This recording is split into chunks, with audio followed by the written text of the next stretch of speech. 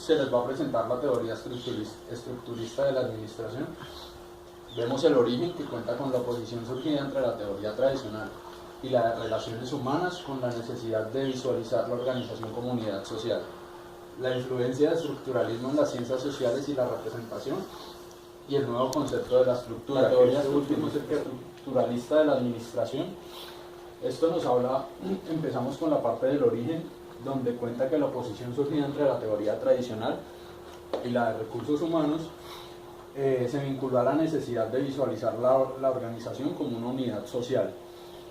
Y la influencia del estructuralismo en las ciencias sociales y la representación generó el nuevo concepto de la estructura, de la teoría que hacía el señor Amitai Etzioni, que era un sociólogo muy conocido en la época. Estos grandes eran los representantes de la teoría, como era Jean Viet, Amitai Etzioni, David Sills y Peter Blau. Ellos fueron los que iniciaron esta teoría estructuralista de la administración con las diferentes, como lo que ellos, David Sills y Peter Blau. Ellos fueron los que iniciaron esta teoría estructuralista de la administración. En la parte de la naturaleza, él nos hablaba que era el comienzo de todo, el principio de la teoría, y esto iba vinculado a la parte de la etapa del trabajo, que era donde ya la naturaleza terminaba como un segundo paso, donde acá nos muestra que ya el trabajo se vuelve más importante, y ya con el trabajo pues llega el capital, y lo que influye la etapa del capital es que estas dos etapas ya se vuelven, o sea, salen. Entonces ya la etapa del capital ya es cuando como del trabajo sale el capital. Entonces esta parte, lo que es la etapa de la naturaleza y la etapa del trabajo, salen como de ser las principales, porque pues ya con el trabajo entra el capital, y ya con esto empieza la organización, que empiezan las personas, la comunidad empieza a hacer organizaciones, y esto nos dice que el señor Amitai Etzioni empieza con las diferentes etapas. La teoría de Amitai Etzioni nos revela cuatro etapas de industrialización, como es el universalismo de la Edad Media, el liberalismo económico-social, el socialismo y la actualidad. En el universalismo de la Edad Media es cuando él nos muestra todo, donde nos muestra los objetivos que él tenía con esta teoría, que el primero era que las organizaciones constituyen la forma dominante de institución en nuestra sociedad, y el hombre organizacional, que desempeña papeles en diferentes organizaciones, porque con esto ya el hombre empieza a conocer lo que es trabajo, capital y todo eso, y ya el hombre empieza a trabajar y a recibir ganancias y la parte de la recompensa. Ya el hombre no utiliza estas etapas, sino en vez de darle perspectivas sobre los que hablaba acciones, que eran lo de las organizaciones constituyen la forma dominante, y la del hombre organizacional. Ahora, con el análisis de organizaciones, vemos que esto se divide en 6 enfoques, que lo que nos hablaba Etzioni es que primero las organizaciones, a través del análisis de la teoría, o sea, la estructura de todo eso era la unión de la teoría clásica, la teoría burocrática y la teoría de las relaciones humanas.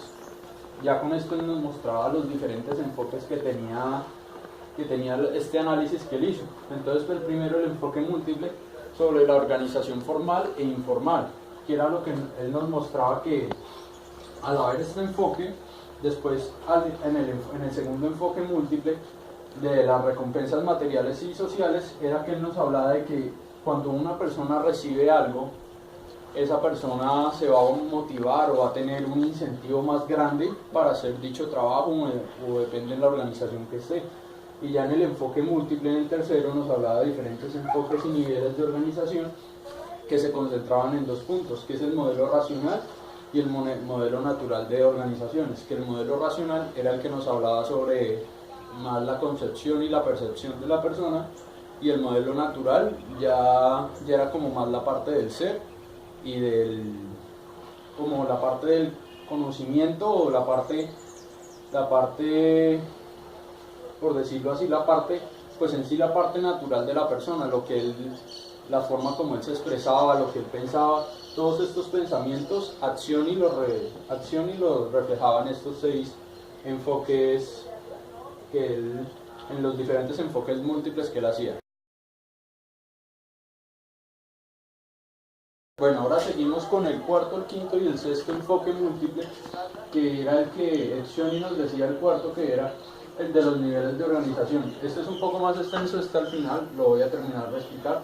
Seguimos con el 5 y el 6, que es el enfoque múltiple de la diversidad de organización, que era el que se relacionaba con el 6, con el enfoque múltiple del análisis interorganizacional.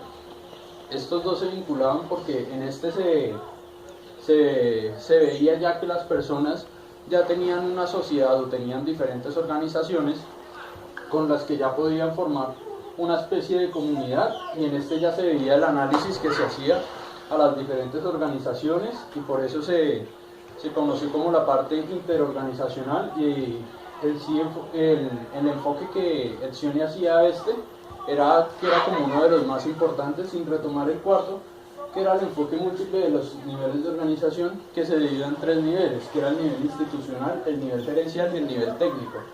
Acá en esta pirámide, Etzioni nos mostraba que en la parte de arriba está el nivel 1, que son las decisiones y los directores. En la segunda parte, que es el nivel 2, donde estaban los planes y los gerentes, y en las operaciones estaban los supervisores y ejecutores, que eran en la parte más baja. Y en la siguiente parte de esto vamos a conocer las diferentes tipologías de las organizaciones. Bueno, las tipologías de la organización están basadas en 3 fases. La primera de ellas es: no existe 2 organismos iguales, son diferentes entre sí. La segunda de ellas permite un análisis comparativo de las organizaciones, dando un diferente punto de vista a cada una. La tercera de ellas presenta una ventaja para reducir la variedad y posibilitar un análisis comparativo. Existen 2 tipologías. La primera de ellas, según Etzioni, dice que tiene 3 características.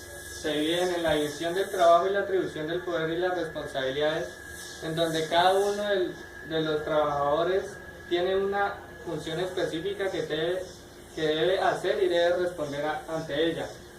Tiene un centro de poder. Hay un jefe quien controla y dirige a todos estos empleados para que así hagan sus responsabilidades. La tercera es la sustitución del personal, que dependiendo a cómo trabaje el trabajador, así se le busca un reemplazo. Si trabaja mal, obviamente se le encuentra a alguien que supla esa necesidad.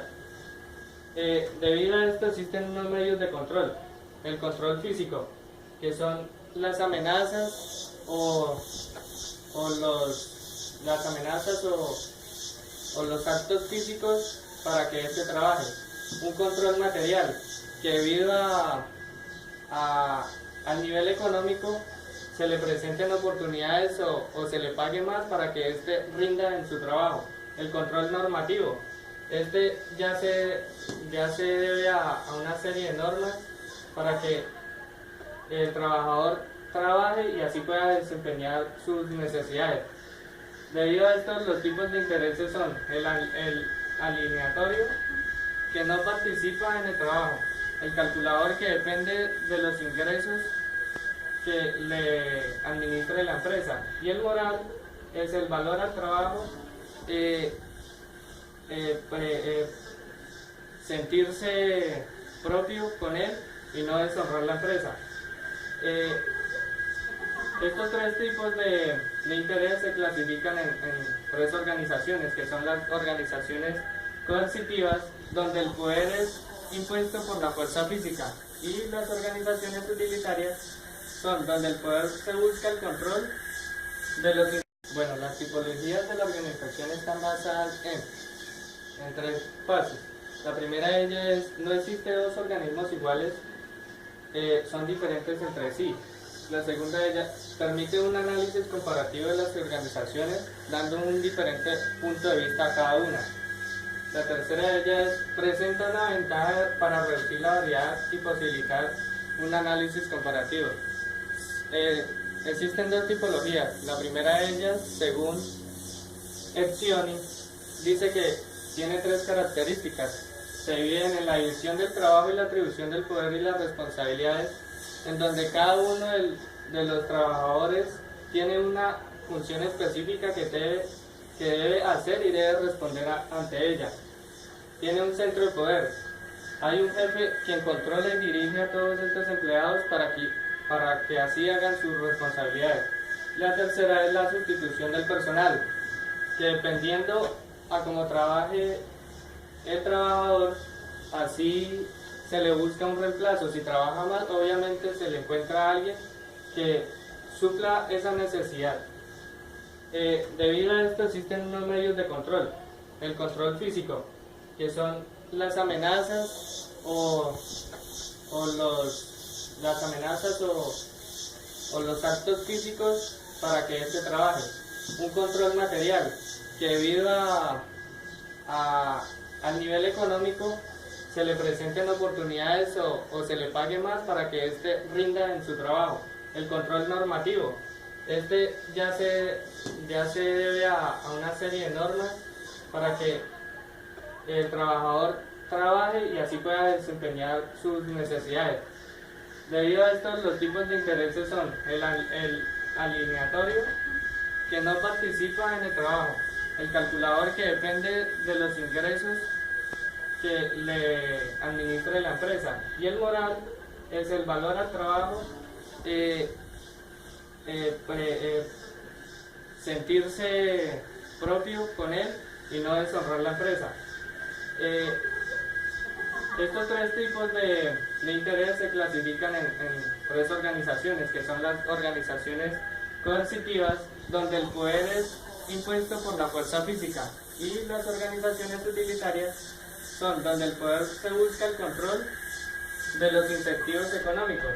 Y el otro son las organizaciones normativas, que se basan en un consumo sobre los objetivos y los métodos de organización. Como ya les venía comentando, la segunda tipología es la tipología de Blau y Scott. Ellos generalmente se basaban en determinadas características y dimensiones.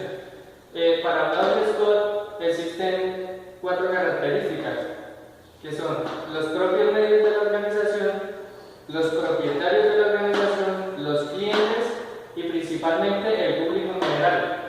Ya dependiendo de estas 4 categorías, existen 4 tipos básicos, que son la asociación de beneficio mutuo, donde los beneficiarios principales son los propios miembros de aquellas organizaciones. Como segundo tenemos la organización de interés comercial, donde los propietarios accionistas son los propios miembros de esa dicha organización. Como tercero tenemos las organizaciones de servicio, donde un grupo de clientes es beneficiario de lo principal. Como un ejemplo tenemos la escuela, la universidad y los hospitales. Y como último tenemos las organizaciones del Estado, es donde los beneficiarios es el público general. Ahí podemos encontrar la seguridad pública, los correos, las instituciones jurídicas y penales.